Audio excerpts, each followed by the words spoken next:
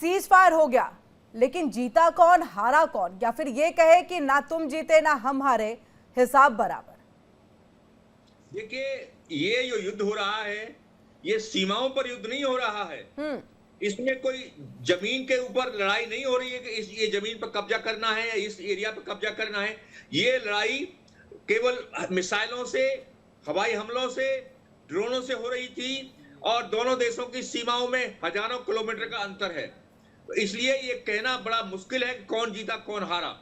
इसमें यही अंदाजा लगाया जा सकता है किसका डैमेज ज्यादा हुआ है, उसको आप हारा मान सकते हैं, जिसका डैमेज कम हुआ है उसको आप जीता मान सकते हैं। तो इसमें ये एक विचित्र तरह की लड़ाई थी, इसमें कि सीमाएं मिल नहीं रही हैं और दूर दूर से लड़ाइयां हो रही हैं। केवल अंदाजे से अंदाजा लगा रहा है कि हमें ये, हमारी ये मांग है ये पूरी होनी चाहिए, उसकी ये मांग है पूरी होनी चाहिए। जैसे कि कहा जा रहा था कि ईरान से कि आप न्यूक्लियर डिवाइस नहीं बना सकते, तो इसके लिए इजराइल उस पर हमला कर रहा था, अमेरिका उस पर हमला कर रहा था। अब वो दोनों देश ये सोच रहे हैं कि हमने ये जो खतरा है खत्म कर दिया है, मगर ईरान उधर ये कह रहा है कि नहीं, मैं तो अभी कैपेबल हूं एटॉमिक बम बनाने का। तो इसलिए कहा नहीं जा सकता कि इसमें कौन जीता है कौन हारा है। केवल ये एक प्रकार से ईगो, जो अहंकार की लड़ाई थी, जो कर ली है, और अब उन्होंने दोनों सीज फायर कर दिया। बिल्कुल, वो भी दबाव में किया है। बिल्कुल, अभी भी लेकिन धमकी का दौर जारी है सर, अभी भी धमकी का दौर जारी है कि तुमने हमला किया तो हम बदला। अहंकार की लड़ाई है जी, ये अहंकार की लड़ाई है। हाँ जी, तो बिल्कुल। अहंकार की लड़ाई है। लड़ाई में आप ये नहीं कह सकते कौन, दोनों अभी भी ये सोच रहे हैं कि हम ग्रेट हैं, हम ग्रेट हैं, मगर कोई भी इसमें ये तय नहीं कर पाया कौन ग्रेट दोनों में। जी बिल्कुल, हमारे साथ यहाँ पर रिटायर्ड कर्नल कुणाल भट्टाचार्य जी भी जुड़ चुके हैं। सर, आपका भी बहुत बहुत स्वागत है। जय हिंद। कर्नल कुणाल, आपसे इस बात को हम जानने की कोशिश करेंगे कि आखिरकार इस युद्ध का नतीजा क्या निकला, रिजल्ट क्या निकला। ट्रंप जो कह रहे थे वो नहीं पा पाए हैं, ईरान जो लगातार अपने वर्चस्व की लड़ाई लड़ रहा था लेकिन डैमेज बहुत ज़्यादा हुआ है, और कई साल पीछे अभी देखे तो, लेकिन वैसे रिपोर्ट्स की माने तो कुछ महीने, लेकिन फिर भी हम कई सालों को लेकर के चलेंगे जिस तरह का डैमेज हुआ होगा कि आप न्यूक्लियर वेपन बनाने की दिशा में अभी कुछ पीछे चले गए हैं। इजराइल जिसको लगातार एक तरह से ये कहे कि घमंड था अपने, जिस तरह की टेक्नोलॉजी है कि हमें तो कोई छू नहीं सकता है, हिजबुल्ला, हमास, हूती को देखिए हमने किस तरह से खत्म कर दिया है, तो अब ऐसे में हम ईरान को भी खत्म कर देंगे। लेकिन ईरान ने तो यहां बता दिया कि तुम्हारे डिफेंस सिस्टम तो हमारी मिसाइलों के आगे चलते ही नहीं, या फिर ये कहे कि हमारी रणनीति के आगे तुम्हारी एक नहीं चलने वाली है। निकला क्या सर नतीजा? मैं गुड मॉर्निंग, मैं पहले ही शिवदान सिंह कर्नल का थोड़ा मैं डिफर करेंगे सर, तरफ से बोल रहा हूं। यहाँ पे कोई जीता कोई हारा नहीं है, यहाँ पे सभी आदमी जीता है। ये जो तीन टीम है, अमेरिका, इजराइल और ईरान, ये तीनों ने जीता है, क्योंकि सभी ने, इनका कोई एम नहीं था। वो बोला है हम ईरान का न्यूक्लियर ध्वंस करेंगे, तो वो बर्बाद किया है B2 बम मार के।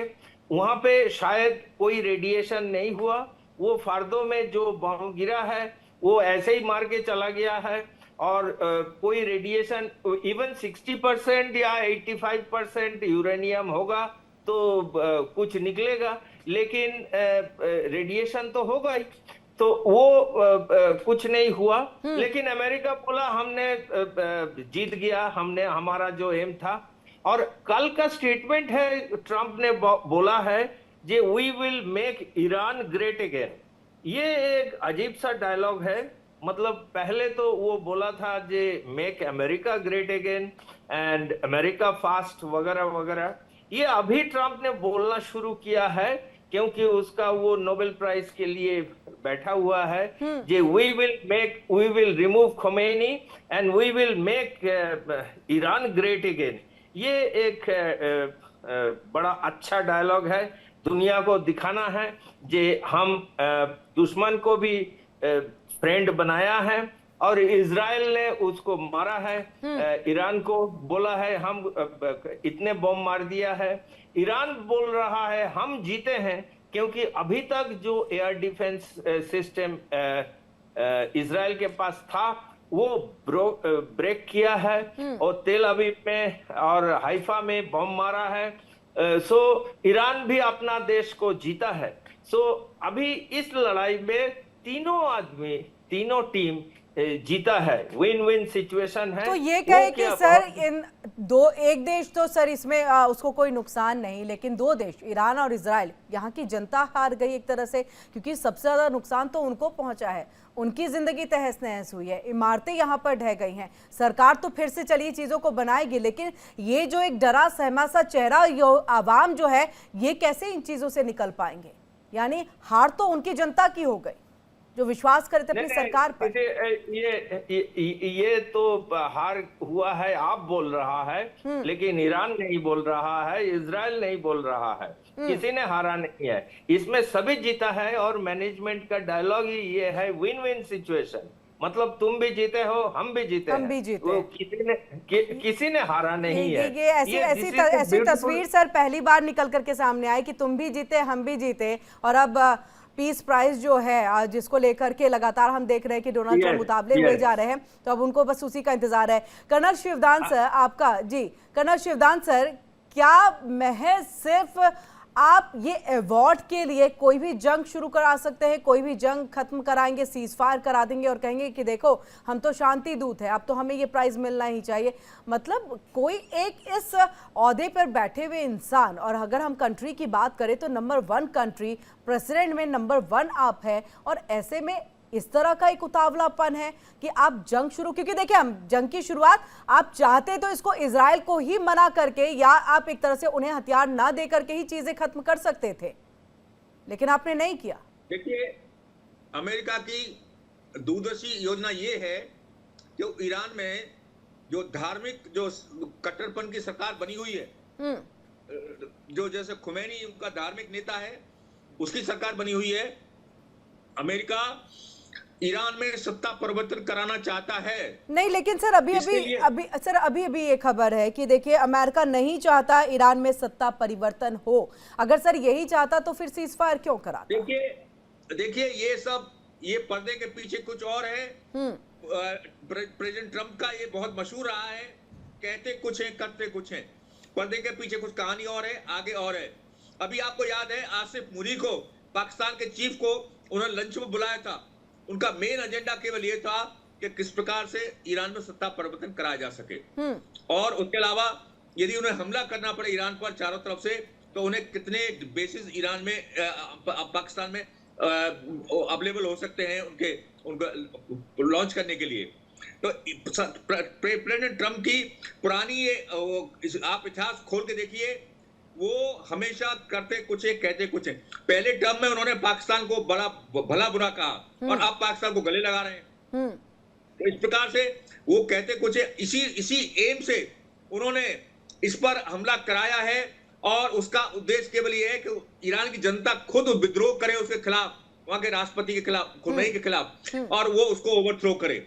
इसके साथ साथ नहीं, ये तो उम्मीद सर इसमें की जा रही थी ना कि जब ये युद्ध का दौर था उसी समय में जनता के लिए एक अच्छा मौका था, लेकिन ऐसा हुआ नहीं। देखिए सभी खामने की तारीफ, ऐसा है जनता में एक प्रकार का बीज बो दिया गया है कि यहाँ के जो राष्ट्रपति हैं खुमैनी, वो जो है धार्मिक कट्टरपन के कारण वो पूरे मध्य एशिया में, जहां पर के पूरे मिडिल ईस्ट जिसको बोलते हैं, इसमें एक प्रकार की अपनी प्रभुत्व जमाने के चक्कर में देश को बर्बाद कर रहे हैं। चारों तरफ हमास और ये हिजबुल्लाह जैसे आतंकी गुट खड़े किए हैं, जिनके द्वारा पूरे मिडिल ईस्ट में इतना ज्यादा तनाव पैदा कर दिया है।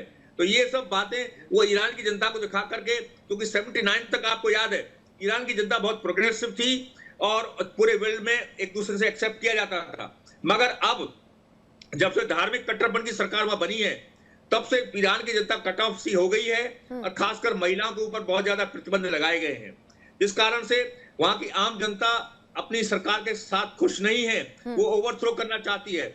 और अमेरिका इस मामले में बड़ा ज्यादा सपोर्टर बनते हैं डेमोक्रेसी का भी, क्योंकि उनके संविधान में लिखा हुआ है कि जहां भी प्रजातंत्र खतरे में होगा वहां पर अमेरिका खुद इंटरवीन करेगा। सर दो सवाल इसको लेकर के। अभी जो बात देखिए कर्नल कुणाल भी कह रहे थे कि we will make Iran great again, तो क्या आप इसी के तहत ये कह रहे हैं कि सत्ता परिवर्तन अभी भी उद्देश्य होगा है? इसी संदर्भ में मैं आने वाला था जी, कि ईरान को उन्होंने जो बोला है कि हम उसको दोबारा महान बनाएंगे, जो कि पहलवी के टाइम तक, जब 79 तक पहलवी का शासन था, तब ईरान काफी पॉपुलर था वर्ल्ड के अंदर, और उसके बाद जब से धार्मिक कट्टरपंथी सरकार बनी है, ईरान कट ऑफ सा हो गया है। तो इसलिए वो चाहते इस तरह से, जो उन्होंने धमकी दी है, दोबारा से चेतावनी दी है कि हम ईरान को दोबारा से बनाएंगे पॉपुलर और महान, उसका एक ही उन्होंने एम ढूंढा है कि सत्ता परिवर्तन करा करके वहां पर प्रजातांत्रिक व्यवस्था स्थापित की जाए और उसके द्वारा ईरान को दोबारा वर्ल्ड में उतना ही पॉपुलर किया जाए जितना पहले था। बिल्कुल। कर्नल कुणाल, देखिए जो बात कर्नल शिवदान सर कह रहे हैं यहाँ पर, तो इससे हम आपको भी समझना चाहेंगे कि एक तरह से हमने देखा बांग्लादेश में क्या हुआ और हम उसमें अमेरिका की भूमिका को नकार नहीं सकते। हाँ, उस वक्त के राष्ट्रपति प्रेसिडेंट कोई और थे, अभी के प्रेसिडेंट कोई और है, लेकिन कहीं ना कहीं एक अमेरिका का मोटो होता है कि किस तरह से अपनी वर्चस्वता को, अपनी जगह को जो है वो बनाए रखना है। आपने शेख हसीना को सत्ता से हटवाया, वहां पर गृह आंदोलन करवा दिया, स्टूडेंट्स जो है वो शेख हसीना के अगेंस्ट में चले आए और वहां पर एक धार्मिक सरकार है। अब उसके लिए भी क्या फिर आप आवाज उठाएंगे, या यहाँ पर ये परिवर्तन करके ये धार्मिक सरकार बनवाने की आवश्यकता क्या पड़ गई थी? आपने उस वक्त में कुछ नहीं कहा। अब जब बात यहां की आ रही है, ईरान की आ रही है, तो क्या किसी देश में सत्ता परिवर्तन का अधिकार किसी दूसरे देश को है? अब भले ही वर्ल्ड नंबर में जो है नंबर 1 पर है वर्ल्ड ऑर्डर में, अब भले ही यहां पर नंबर 1 कंट्री के तौर पर है, आप यूएसएड दिया करते थे, वो तमाम पैसे जो है आप दिया करते थे, अब तो आपने अपनी बेनिफिट के लिए सब हटा लिया। लेकिन क्या किसी देश में इस तरह से उथल पुथल मचाने का अधिकार आपको मिलता है? देखिए, मेन थिंग, हमारे कोई दुश्मन नहीं है, कोई फ्रेंड नहीं है, सबसे पहले हमारा इंटरेस्ट है। ये अमेरिका का अच्छा से तरीका है। सो हम जो सिद्धांत सर ने बोल रहा था, जे हम डेमोक्रेसी का झंडा लेकर कहीं पे भी डेमोक्रेसी खतरे में है तो अमेरिका जाएगा, ये सब गलत है। हमारे इंटरेस्ट जहां पे है वहां पे डिक्टेटर हो, वहां पे राजा हो, वहां पे डेमोक्रेसी हो, हम उसको सपोर्ट करेंगे। हमने सऊदी अरेबिया को देखा है, वो वहां पे राजा है, वो अमेरिका सपोर्ट कर रहा है। कहीं पे डिक्टेटर है, होल गल्फ में सभी जगह में डिक्टेटरशिप है, वो अमेरिका कुवैत में भी है, सभी जगह में है, सभी राजा को सपोर्ट कर रहा है। ये डेमोक्रेसी का बहाना है। डेमोक्रेसी बांग्लादेश में डेमोक्रेसी था वहां पे, लेकिन शेख हसीना जो है वो अमेरिका के साथ नहीं था, तो वहां पे उसको निकालो और एक धार्मिक कट्टरपंथी को बिठाओ। ईरान में खोमेनी अमेरिका को सुनता नहीं है, तो वहां पे कट्टरपंथी को हटाओ और डेमोक्रेसी को लाओ। ये मतलब ये सोच हमारा सबको होना चाहिए।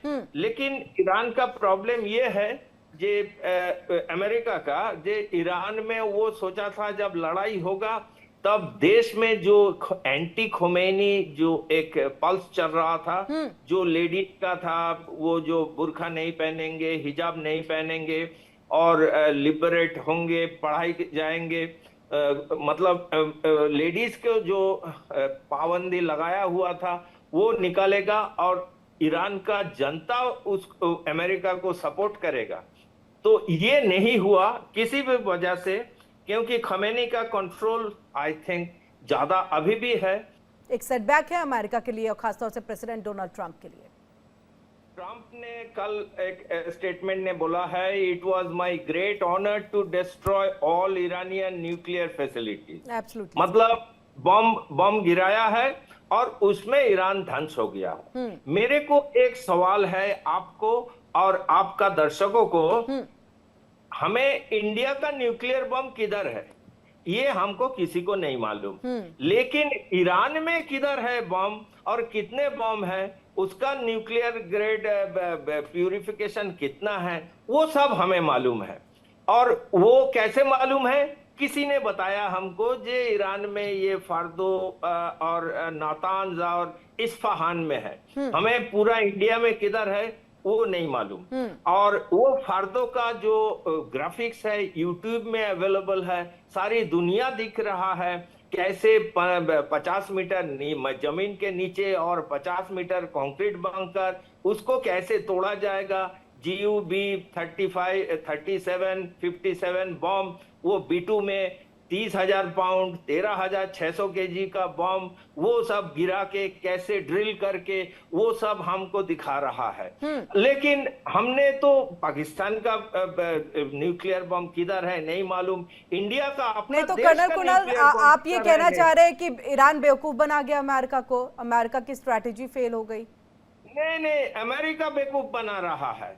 अमेरिका अमेरिका बोल बेवकूफ रहा बना है रहा है। हमने उधर बम मारा है, जी। वहां पे न्यूक्लियर खत्म हो गया है। अरे वहां पे कुछ नहीं है, आप सीधा जमीन पे बोलो जे हाँ इंडिया का माउंट आबू में बम रखा हुआ है इंडियन न्यूक्लियर, वो ना इंडिया डिनाई करेगा ना सपोर्ट करेगा। अमेरिका आगे सपोज करो, मतलब मैं जानता नहीं हूँ किधर है, लेकिन माउंट आबू एक पहाड़ी जगह है, वहां पे अमेरिका आके बम मार के चला गया, बोला इंडियन न्यूक्लियर बम हमने सब न्यूट्रल कर दिया।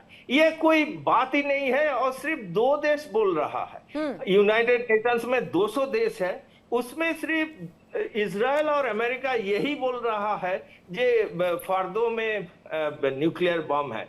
ये एकदम बनाया हुआ बिल्कुल, है। यानी ये गलत नैरेटिव और नैरेटिव के जरिए ये पूरे युद्ध को छेड़ा गया। कर्नल शिवदान आपका, क्योंकि क्या अब ये हम माने कि अमेरिकी खुफिया जो रिपोर्ट आई उसके हिसाब से अब आगे आने वाले दिनों में हम कोई न्यूक्लियर वेपन या पावर को लेकर के बातचीत होते हुए ईरान और अमेरिका के बीच में देख सकते हैं? ऐसी भी कोई स्थिति आ सकती है? इसके पहले भी क्योंकि न्यूक्लियर को लेकर के बातचीत का दौर इनका जारी था, फिर अचानक से पूरी चीजें युद्ध में तब्दील और खुद इसमें अमेरिका जो है वो इन्वॉल्व हो जाता है। और सबसे पहले हम चाहेंगे ये रिपोर्ट के ऊपर में भी आप अपनी बातों को रखिएगा सर। को मैं बताना चाहता हूं कि जैसे इन्होंने बोला कि इंडिया के न्यूक्लियर बम कहां रखे हैं, ईरान के न्यूक्लियर बम कहां रखे हैं, तो अब अमेरिका कोई बहाना ढूंढ रहा था ईरान में सत्ता परिवर्तन कराने का। और ये अमेरिका का जो थ्योरी ये है कि ऐसे धार्मिक कट्टरपंथ नेता के हाथ में यदि न्यूक्लियर बम आ जाएंगे तो पता नहीं वो अपनी कट्टरपन के जुनून में इन बमों को कहां इस्तेमाल कर देगा।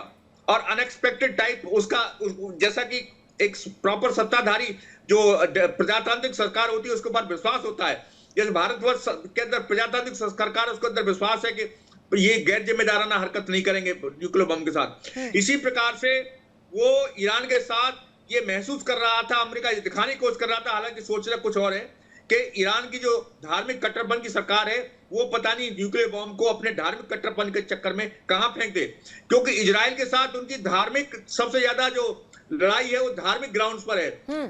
ईरान और जितने भी मुस्लिम देश हैं वो नहीं चाहते कि यहूदी इस एरिया में रहें, इसलिए इनको मार मार के निकाला गया 48 में, और जब इनको इजराइल बनाया गया वो चाहते हैं कि इजराइल को बिल्कुल दुनिया के नक्शे से खत्म कर दें। इसीलिए अमेरिका नहीं चाहता कि इजराइल को कोई खतरा इस प्रकार का हो, हालांकि वो खतरा चाहे ये ना हो, मगर वो फिर भी इस तरह दिखा करके ईरान में सत्ता परिवर्तन के लिए ये दिखाना चाहते थे कि हमने न्यूक्लियर बॉम्ब के ऊपर लिया अटैक किया है, जनता को दिखाना चाहते थे कि आप कर्नल शिवदान, क्या वाकई अगर अमेरिका को इजराइल के लिए इतना ज्यादा जो है वो प्यार उमड़ रहा है कि उनको कोई नुकसान ना पहुंचे वहां, या फिर सर ऑयल लेकर के यहाँ पर है? देखिए ऐसा सर ये है कि ईरान जो है अमेरिका को अपना ऑयल नहीं दे रहा है डॉलर्स के बदले, और ईरान के ऑयल को वो अमेरिका बहुत दिन से कोशिश कर रहा है लेने की, मगर वो दे नहीं रहा है। ईरान ने अमेरिका के साथ अपना पूरा दुश्मनी निभाते हुए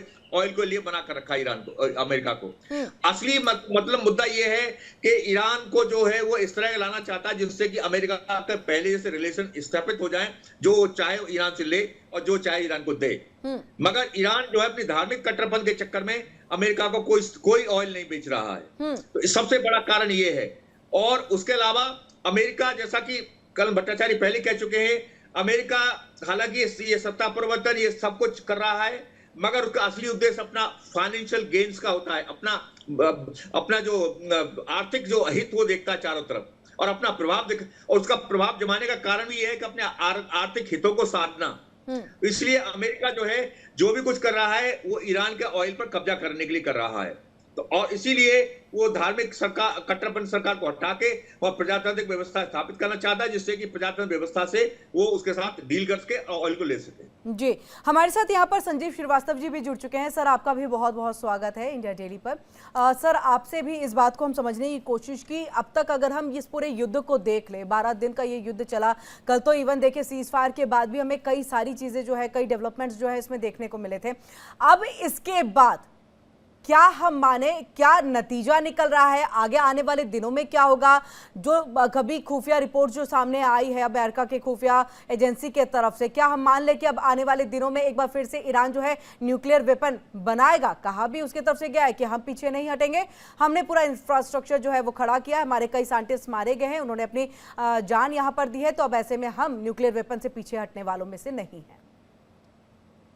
देखिए किरण जी, एक बात बहुत स्पष्ट है कि यूनाइटेड स्टेट्स ऑफ अमेरिका का कोई भी प्रशासन हो, चाहे वो आज का ट्रंप प्रशासन हो, पहले का बाइडेन प्रशासन रहा हो, ओबामा प्रशासन, बुश प्रशासन, सभी राष्ट्रपतियों ने अमेरिका की, चाहे वो रिपब्लिकन रहे हो, डेमोक्रेटिक रहे हो, बाईपार्टीजान तरीके से अपने इस संकट को एक सुर में दोहराया है कि वो ईरान को न्यूक्लियर वेपन्स एक्वायर नहीं करने देंगे।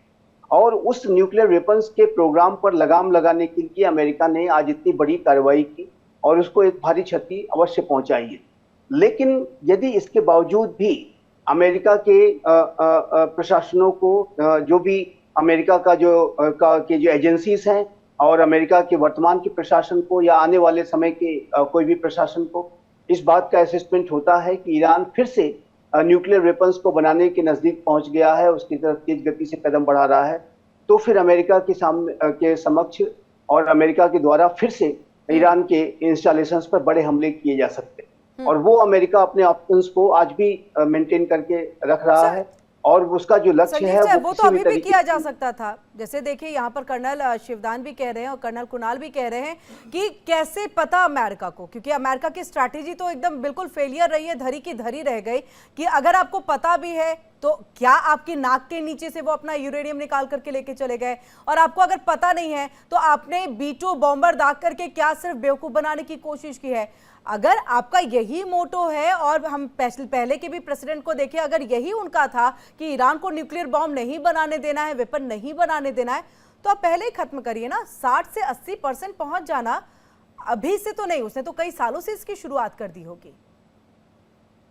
देखिए किरण जी, एक बात मैं कहना चाहता हूं कि जो फिसल मटेरियल है, जो न्यूक्लियर मटेरियल इनरिच्ड यूरेनियम है, उसके ऊपर यदि अमेरिका हमला नहीं कर पाया है तो ये अच्छा है।